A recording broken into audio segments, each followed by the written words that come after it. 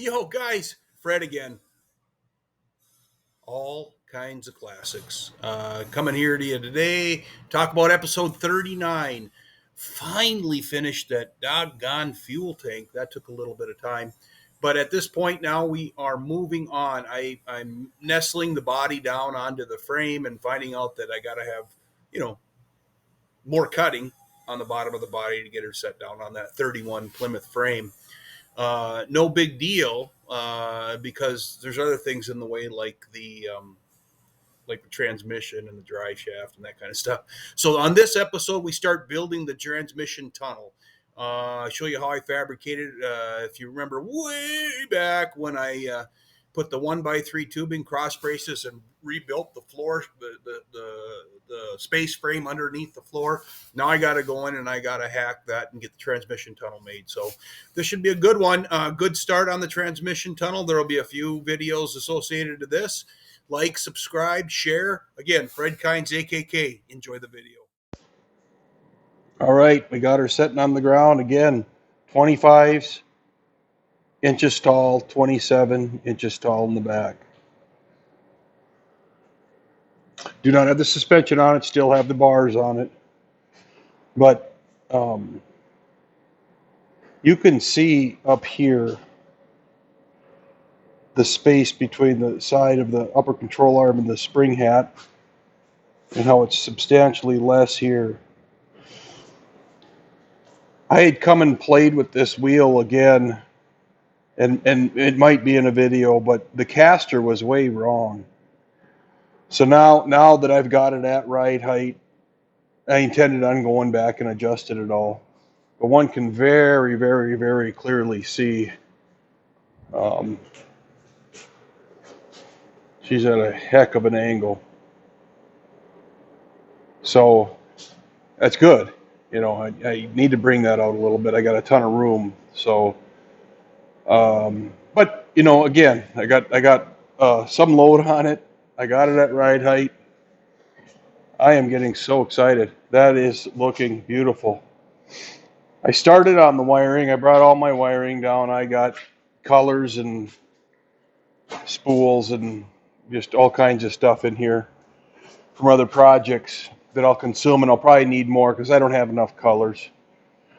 But I was going to run just the tail lights and these items, reverse lights, tail lights, brake lights, blinker, whatever you want to call them. And then I was going to run the rest of the pump and the sending unit and chase that up.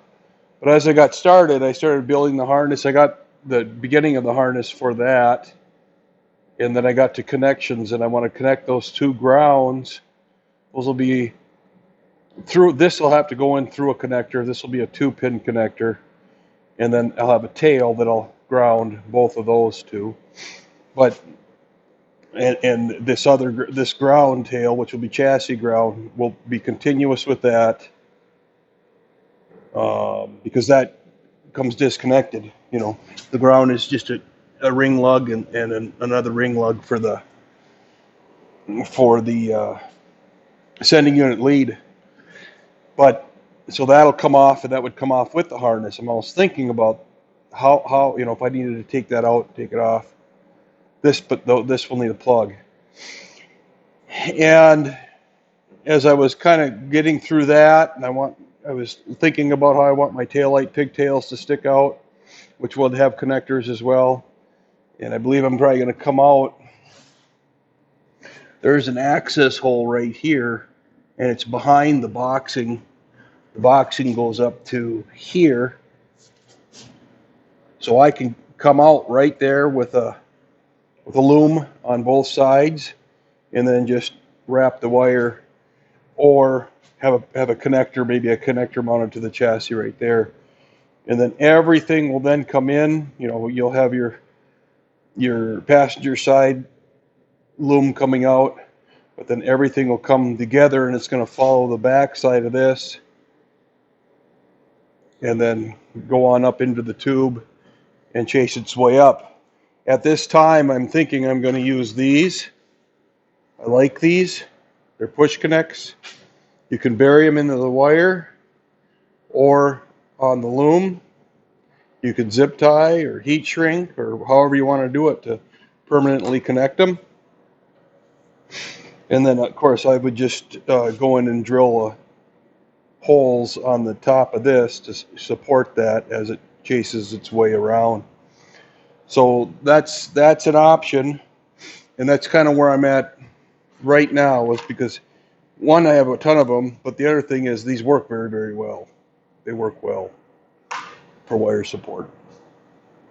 So that's an OEM grade deal also.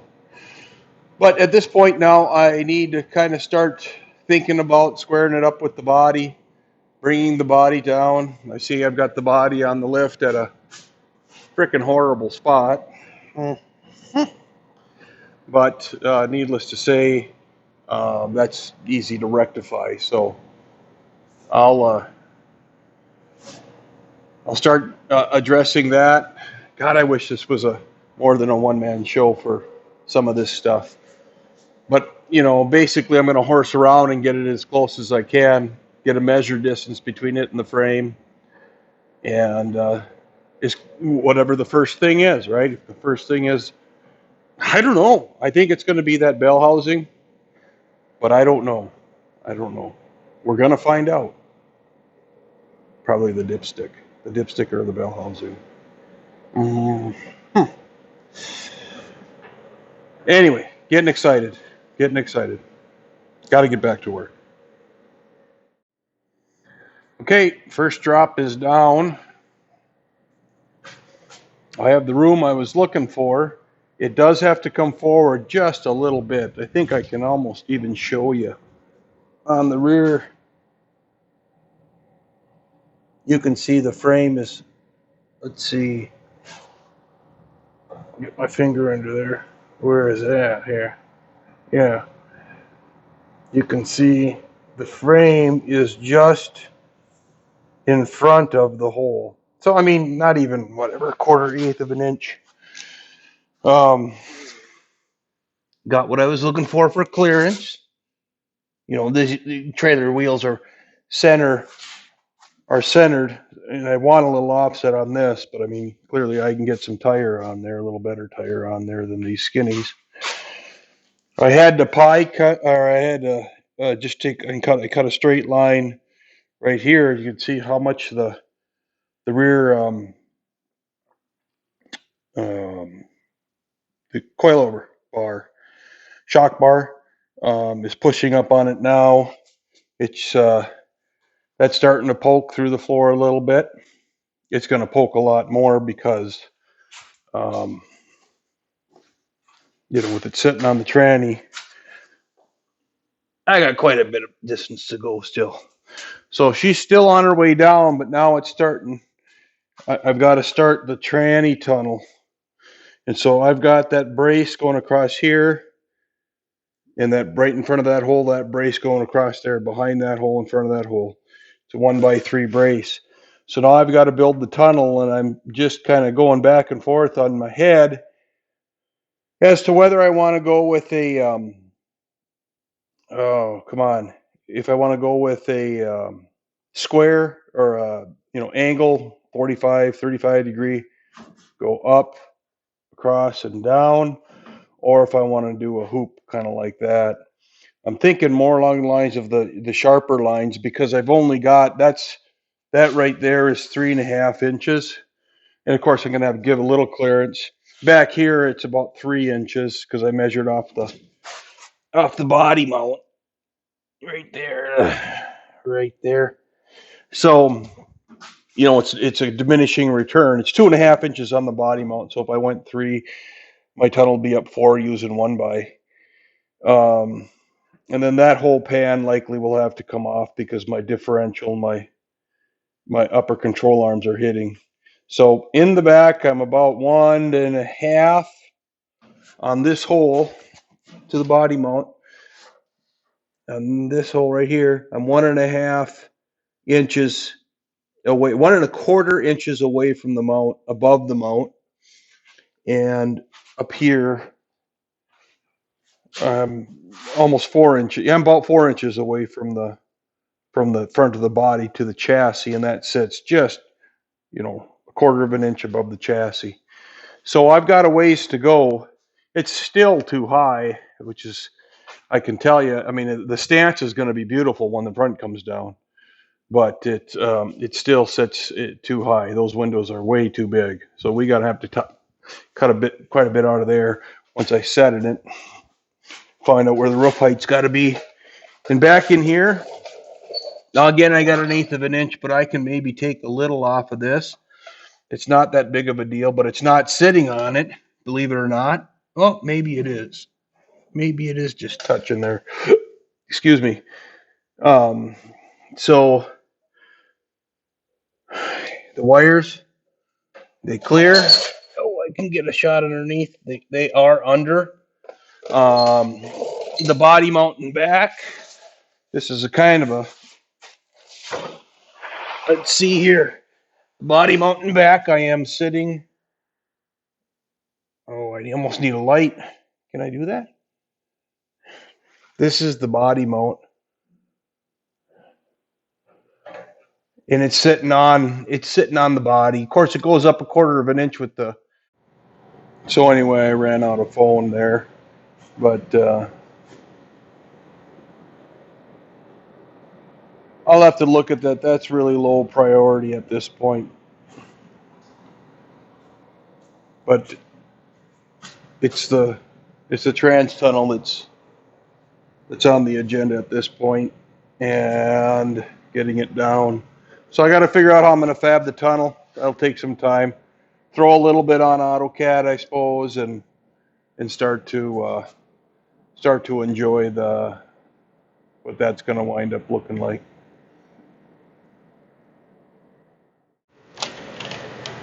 Looky here. I made myself a drawing. So now I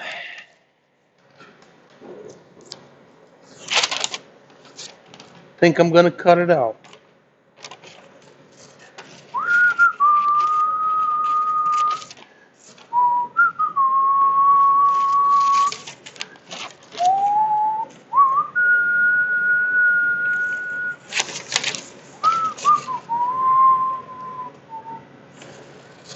You see, this is my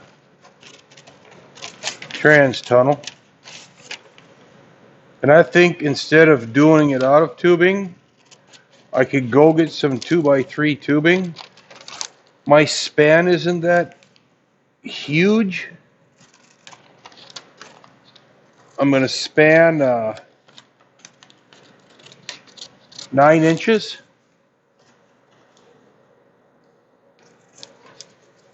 Just a minute. I'll show you here in a moment. Okay.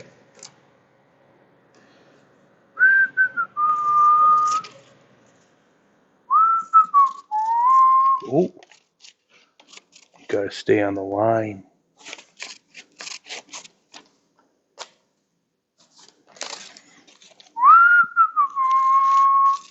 Why would a guy do this like this? Guy's got other things to do in a day. So this here is the trans tunnel. That's 1 inch. So that's 9 inches outside to outside. So when I cut the brace across the bottom, this will slip right in there. But I'm almost thinking, so I don't need this full 1 inch width for a 9 inch span. So what I'm thinking is maybe I'll cut, it's going to be 3 inches wide to saddle that properly. And maybe I'll just do a U channel out of this.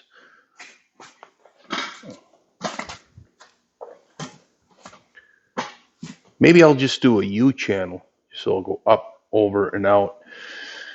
And throw in there maybe a half, 5/8 of an inch so I can get it in the, I need an inch and a half. No, I got the dies for it. Okay, so then I can throw it in the brake. And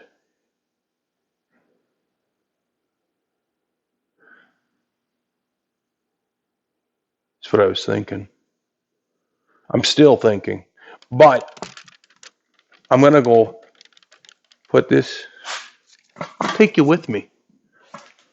Oh, put this, I got to flip this over here. So this will go into about that location right there and allow the floor to set down. It's about right there. Looking at it in the backside.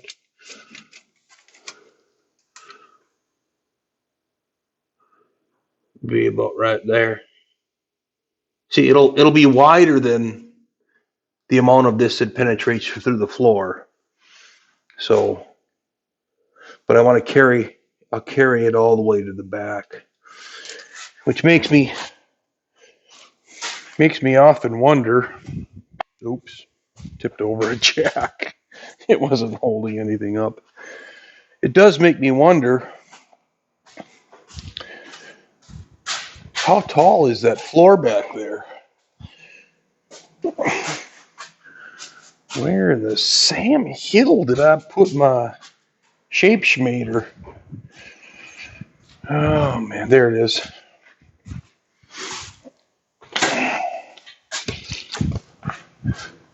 In fact, if I got her calculated, oh my, oh, gotta flip you over. Look at that. So I'll be below.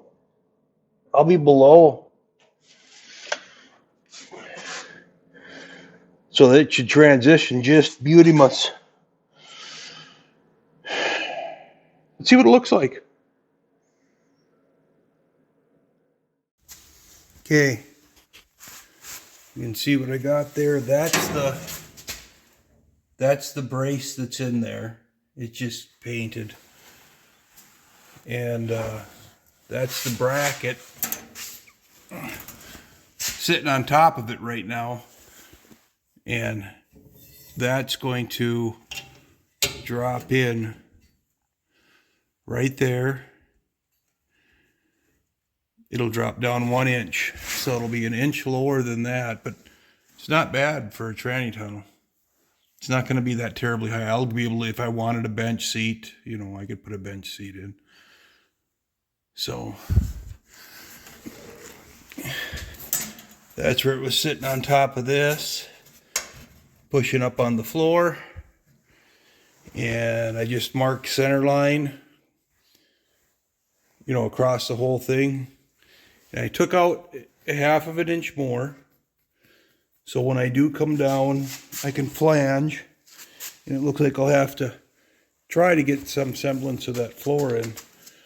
The pockets for the floor and all that. So I'll be dreaming about how I'm going to do all that. I have a bead roller. They're just deep though. But it's going to be really hard to do a deep bead on an edge like that. So don't exactly know yet. Don't exactly know yet what I'm going to do, but be thinking about that while I'm sleeping tonight. And again, that'll just flow to the back and then tie into the hump, the pan.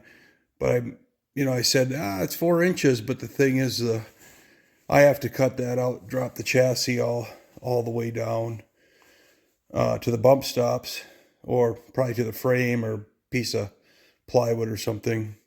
A little 3/8 piece of plywood or something like that, as close to the frame as I can, so that I go full compression before I put that floor pan in. I'll need to make sure I have some room. It's not going to come up a whole heck of a lot. Like I said, when we measured the back, a couple inches, it's already up a couple inches, I guess, when I went down on the suspension. So, but I want to get some structure in the front first, and then There's a cross brace. You can kind of see it, but it's right there. Just like this one. It's a 1x3, just like that one. And that's where that other piece will go on. And then I'll probably tie them somehow. I don't know what with, maybe pipe or square tubing, but something that will hold the transmission tunnel nice and structurally sound. Alrighty, guys, we are on phase 2, 137. Phase 237. I've got. I'm going to be doing some zooming, so I've got that piece in now. Just welded on the front and each side because it's structural, right? And what I did, it's a 1x3 across here, a 1x3 just behind that hoop. You can see it right there, running across there, running across here. So I'll have to cut that also and put that guy in. And my cut is right along the center line, okay? And I'm keeping my relief about 1/2 of an inch inside of the floor. I am, as predicted, I'm sitting on top of the bell housing right there. I'll mark that. I'll mark that all out. Okay. I had to relieve for the dipstick. Not much, mostly just that flange lip. So I'll get a piece of round tubing or something, I'll dress that up so that looks cool. We're sitting right down. I can't even feel. Are we even on the floor? We're about 1/4 of an inch above the floor right now. So of course, I knew, if you remember, from the original mock-up, from just measuring up from the frame, that I'd have to take some of that out. But now we're rocking on the front upper link. We're rocking on this bar, the top of the upper link, and we can look at that a little bit later, but that's setting on. So there's a lot of sectioning that will need to be done there. And of course, that whole rear floor will come out. And again, this and that hoop are the same. And so I'm going to weld them in at the same height above the floor so the trans tunnel is very consistent back to here and ties in to the rear pan. Most of which this rear pan will have to be cut out because I'll have to raise it so that I can clear the suspension. Now, it's possible if I'm trying to be diligent, right? So I'm up, 2.5 inches right there, and I know I'm clearing. I'm off the frame now because I'm pivoting right here, So now that's down, and that's up. But of course, the whole thing's got to go down one step at a time. But at some point, I'll cut this off. I don't know if I'm going to cut it across the top here or across the front there, so that when the body sits completely down on the chassis, I might even be able to reuse a bunch of this and just either get it up at that location or bent up or whatever it's got to look like when I get done. So I'm pretty motivated at this point. It is looking really good. And again, runs right down the center line. There is going to be ample leg room, which I was very concerned with. And by the shape of that bell housing up front, because she steps down so quickly right here, I can tie that in pretty close. So I'm thinking this is going really well. So you can see from yesterday's video to today's, now I got a whole bunch of space there because it's rocking. That, of course, will come back down. But that's why I thought I'm not going to spend a bunch of time concerned about that being in contact with the body at this juncture, because the body was sitting like that. Now it's sitting like that. And where is it going to be in the end? So that's last. Again, in this case, I'm concentrating from the front to the back because I look at the elements as I go. So it's starting to be a pretty badass looking ride. Boy, it's got to get chopped though. That's just too tall. So she's pretty. Tires are centered from what you can see. You got to remember on these how the rear fenders sweep, but the tire, I'm concerned about, the gap being consistent here.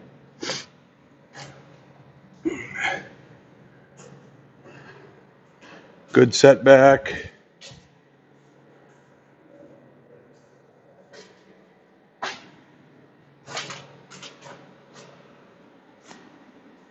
It looks really good. It looks really, really, really good. All right. Thanks, folks.